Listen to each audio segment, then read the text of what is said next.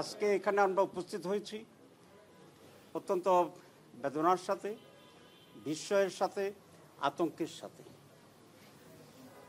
দীর্ঘ সংগ্রাম লড়াইয়ের পরে 1 বছর যেতে না যেতেই একটি অত্যন্ত গণতান্ত্রিক সাহসী সংগঠন, এই ফ্যাসিবাদ বিরোধী আন্দোলনের অন্যতম প্রধান ভূমিকা পালনকারী দল, বিশেষ করে আমাদের ডাকসু বিপি নুরুল হক নূর অত্যন্ত প্রমিনেন্ট এবং জনপ্রিয় নেতা এবং বিশাল ঝুঁকি নিয়ে সে আন্দোলনের নেতৃত্ব দিয়েছে এবং আন্দোলনের শেষ পর্যায়ে জেলেও গিয়েছে। আমিও জেলে ছিলাম, একসাথে আমরা জেলে ছিলাম। এরকম একজন নেতা, তার উপরে নৃশংস এই আক্রমণ, এটা কল্পনাতীত এই সময়ের জন্য। আগেও অনেকবার তার উপরে হামলা হয়েছে, বিরোধী শক্তির হামলা করেছে, আমাদের সাথীদের পক্ষ থেকে কোনো কোনো জায়গায় তার উপর আক্রমণ করা হয়েছে। এই ঘটনা পিছনে কোনো দুরভিসন্ধি আছে কিনা এটা অবশ্যই খতিয়ে দেখতে হবে। সরকার, আমি আশা করি, এটা উদ্ঘাটন করবেন। আমাদের দিক থেকেও আমরা এই পিছনে কি আছে সেটা বের করার চেষ্টা করছি এবং এটা আমরা করব। আমরা পুলিশের যে ভূমিকা দেখলাম এবং আরও অন্যান্য আইন প্রয়োগকারী সদস্যদের যে ভূমিকা দেখলাম, এটা আগের অত্যাচারের কথাই আমাদের স্মরণ করিয়ে দেয়। এই সরকার আমাদের এই আন্দোলনের ফসল এবং তাদের সময় এই ধরনের একটি ন্যাক্কারজনক ঘটনার পরে প্রায় 24 ঘন্টা হয়ে গেছে।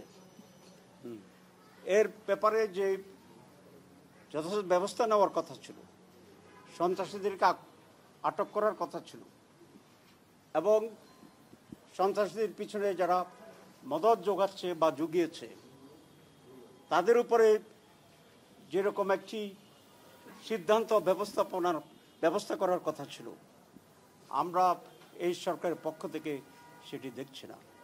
আমরা এই জন্য চূড়ান্তভাবে নিন্দা জানাই, এরকম ন্যাক্কারজনক কাজ ঘৃণা করি এবং তাদের ব্যাপারে অনতিবিলম্বে কঠোর ব্যবস্থা গ্রহণ করার জন্য আহ্বান জানাচ্ছি। আমরা আন্দোলন করেছি, আমরা নিয়মতান্ত্রিক আন্দোলন করেছি, আমরা স্বৈরাচার বিতরণ আন্দোলন করেছি। এই সময়ে জনগণ এই সরকারকে সহযোগিতা করতে চায় এবং আমরা জনগণ আইন নিজের হাতে তুলে নিতে চায় না। কিন্তু জনগণ বিক্ষিপ্ত হলে, প্রতিরোধে যদি ঝাঁপিয়ে পড়ে, তাহলে ভারতের দালালদেরকে যেভাবে মোকাবিলা করেছে সেরকম একটি শক্তি এবং মোকাবিলা যদি করার পরিস্থিতি তৈরি হয়, তাহলে কিন্তু এই সরকারকে আর অনেক বেশি সমস্যা মোকাবিলা করতে হবে। আমি এই দাবি করতে চাই যে সরকারের পক্ষ থেকে চিকিৎসার ব্যাপারে যথাযথ ব্যবস্থা গ্রহণ করা এবং প্রয়োজন হলে দেশের বাইরে নিয়ে তার চিকিৎসার ব্যবস্থা গ্রহণ করা।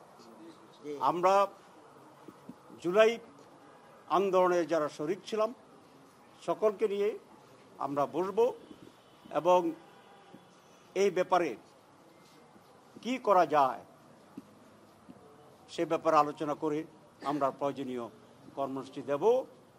সরকার যদি এটা মনে করে যে পরিস্থিতি তেমন কোনো উত্তাল হয়নি, তাহলে এটা তাদের ভুল অ্যাসেসমেন্ট হবে। আমি আবারও যারা অপরাধ করেছে, যারা অন্যায় করেছে, তাদের ব্যাপারে আইনি সিদ্ধান্ত নেওয়া এবং তাদের দলের পক্ষ থেকে যে দাবিটা তুলেছে ইতিমধ্যে যে আওয়ামী লীগ তার সহযোগীকে নিষিদ্ধ করা, আমরা তাদের সাথে সহমত পোষণ করি।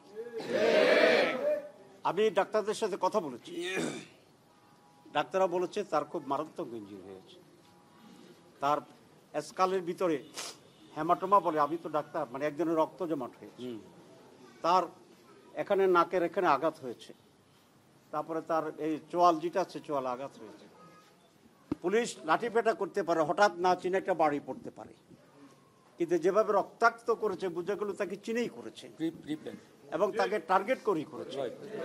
এবং পূর্ব থেকেই এই ধরনের যদি পরিকল্পনা না থাকতো তাহলে হঠাৎ করে একটি দল যারা এই দেশে নাই, বিতাড়িত এবং তাদের সহযোগী যারা ঘর থেকে বেরোতে পারে না, তারা হঠাৎ করে কিভাবে এত বড় আক্রমণ করতে পারে? তাহলে আগে প্রস্তুতি ছিল এবং ষড়যন্ত্র ছিল, পরিকল্পিত ছিল এবং এর পিছনে শিক্ষার আরো আছে কিনা, অন্য কোনো উদ্দেশ্য আছে কিনা, সেই বিষয়টিও সরকারের দেখতে হবে এবং আমরা এই ব্যাপারে সজাগ থাকবো ইনশাআল্লাহ। সবাইকে ধন্যবাদ। একটা ছোট প্রশ্ন ছিল, সেটা হচ্ছে যে জুলাই গণঅভ্যুত্থানে নেতৃত্ব দেওয়া একজন নেতাকে লাঠিচার্জ এবং অন্যদিকে জিএম কাদের জাতীয় পার্টির যিনি ফ্যাসিস্ট সরকারের আমলে যারা তাদের একমাত্র অংশীদার ছিলেন তাকে নিরাপদে সেই স্থান থেকে সরিয়ে নেওয়া, এই দুটো ঘটনার ভিতরে আপনারা এই বিষয়টা কিভাবে বিবেচনা করবেন? আমরা খুব স্পষ্টভাবে এখানে সরকারের অবস্থানকে নিন্দা করি, ঘৃণা করি এবং এর পিছনে যে আরো বড় ধরনের ষড়যন্ত্র আছে বলে আমরা মনে করছি। Thank you.